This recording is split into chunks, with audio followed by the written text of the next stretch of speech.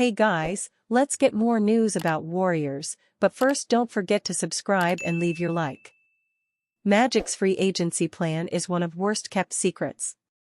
The Orlando Magic will have the cap space to become a major player in the free agent market this summer. High on their list is Golden State Warriors five-time All-Star Klay Thompson, according to The Athletic's Tim Kawakami. One of the worst-kept secrets in the league is that Orlando, loaded with young talent but not with shooters, might offer Klay a ton of money next summer, Kawakami wrote on April 8. The Magic could have as much as $66 million in cap space this summer, according to Bleacher Report's salary cap guru Eric Pincus. They are currently third in the Eastern Conference despite ranking last in three-pointers made this season, averaging only 11.1 per game, as of April 8, entering the final stretch of the regular season. The sky is the limit for them once they add shooting to complement Paolo Banchero and Franz Wagner, one of the dynamic tandems in the league. Thompson is averaging 3.4 threes per game this season and shooting at 38.4%. On top of his elite shooting, his vast experience as a four-time NBA champion can elevate them as a legitimate contender. The Magic could easily outbid the Warriors, who only offered a modest two-year deal last summer. I'm told that the Warriors offered a deal, 2 years in the range of $48 million in extension, to Klay Thompson before the season, and now there's no deal, The Athletic's Shams Charania reported on the December 13 episode of Run It Back on FanDuel TV.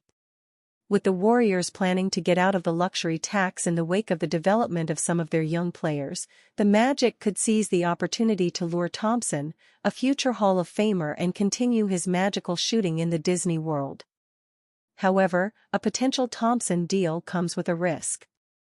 Thompson will turn 35 next year, and he already had two major lower body injuries that kept him sidelined for more than 2 seasons. But to Thompson's credit, he's been durable this season. He has only missed 4 games, and he's on track to finish the season with the most games he's played since the 2018-19 season. I missed 4 games this year, Thompson told reporters after dropping 32 points in the Warriors' 118-110 win over the Utah Jazz on April 7. That's incredible after 2 years plus of rehab. So that's something I can hang my hat on and be proud of. Just being durable throughout the season. Aside from the health factor, there are also signs of Thompson slowing down this season. His consistency and struggles early in the season have led Warriors coach Steve Kerr to move him to the bench. Thompson has responded strong, even regaining his spot in the starting lineup 2 weeks ago. He regained his all-star form, averaging 21.0 points, 3.0 rebounds, and 2.7 assists with a ridiculous 50/40/100 shooting split. And the best thing about his resurgence is the Warriors won 6 of 7 with Thompson a plus 56 in this torrid stretch. His strong finish to the regular season makes a case that there is still a lot left in Thompson's tank that can help a young team like the Magic. Steve Kerr confirms expected decision on Golden State Warriors starting lineup. Head coach Steve Kerr has confirmed that he'll continue starting rookie center Tracy Jackson-Davis, despite Jonathan Kuminga's successful return to the Golden State Warriors on Sunday. Having missed 6 games due to knee tendonitis, Kuminga was back and at his explosive best in a productive 21-point, 10-rebound double-double during the Warriors' 118-110 win over the Utah Jazz at Chase Center. Kuminga's injury had led to a promotion for Jackson-Davis, whose presence led to a more defensively impactful Draymond Green in his usual power forward role. The Warriors went 5-1 in Kuminga's absence, having ranked 4th in net rating across the league.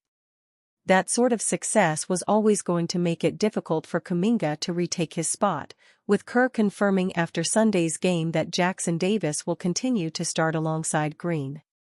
After starting 29 straight games prior to his injury, Kuminga concurs that changing the starting unit is going to be difficult given the team's success over the past fortnight. Prior to his return, Kuminga had averaged 14.2 points, 3.9 rebounds, and an assist in 26 games off the bench, in contrast to averaging 17.5 points, 5.3 rebounds, and 2.8 assists in 44 games as a starter. The former 7th overall pick played over 27 minutes against the Jazz, with Kuminga's playing time likely to remain in the high 20s regardless of whether he's starting or coming off the bench. The 21-year-old's importance could even grow as Golden State managed Green's back issue that saw him limited to 21 minutes on Sunday. The franchise's short and long-term plans for Kuminga have been a constant source of discussion throughout his career, and will likely continue with the athletic forward eligible for a contract extension come the offseason. Bob Meyers was asked who leaked the Draymond Green, Jordan Poole video. After winning the 2022 NBA championship, it looked like the Golden State Warriors were going to extend their dynasty. That Warriors squad had a key young piece in Jordan Poole who was able to ease the offensive burden off Stephen Curry. Poole parlayed his playoff run into a lucrative extension, but he didn't get to celebrate it for long as he was the victim of a Draymond Green punch in practice that lit up social media. Green's been known to get on his teammates, but this was an entirely different situation as the video of the punch was leaked. The video surfaced online and wound up being a distraction for the then-defending champions, who were unable to defend their crown. Former Golden State GM Bob Meyers says the organization still hasn't discovered who leaked the video, via the Old Man and the Three podcast. Bob Meyers says the Warriors haven't found the person who leaked the video of Draymond Green punching Jordan Poole, NBA Central tweeted. Meyers revealed that the Warriors hired a third party to investigate the leak and it turned up nothing. It's hard to believe that they couldn't find the culprit, though at this point it doesn't matter as all parties have moved on from the incident. Poole turned in a clunker of a season and was dealt away to the Washington Wizards in exchange for Chris Paul, while Green managed to sign another deal with the franchise. Former Golden State Warriors general manager Bob Meyers had a startling revelation about who leaked the infamous Draymond Green, Jordan Poole punching video to TMZ.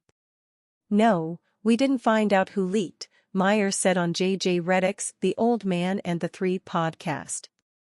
"I think the best I can answer that is, we couldn't pinpoint anybody. It wasn't like we found someone. We looked. We tried, a third party, but we couldn't." Fresh off winning the 2021-22 NBA championship, the punching incident derailed their title defense. It fractured their chemistry, which led to a second-round exit during last season's playoffs. Golden State coach Steve Kerr admitted the incident took a heavy toll. "Anytime some trust is lost, then it makes the process much more difficult, and there was some trust lost," Kerr said during his exit interview after the Los Angeles Lakers eliminated them in May. "That's as blunt as I can be. We have to get back to what has made us really successful, which is a really trusting environment and a group that relies on one another and makes each other better." Green thought he was done in the Bay Area following their early playoff exit last season for his role in the infamous video leak. "What gave me doubt is that I didn't know if I would have the opportunity to redeem myself," Green told ESPN's own Young Masuk in September. "Not because that thing necessarily happened. It's that, do you have an opportunity to make it right, or is that just it? It doesn't change what happened. It doesn't change that I was at fault. But I'm a human being, and human beings do wrong." And you, fan, what do you think of the situation of Bob Meyers? Leave your opinion in the comments.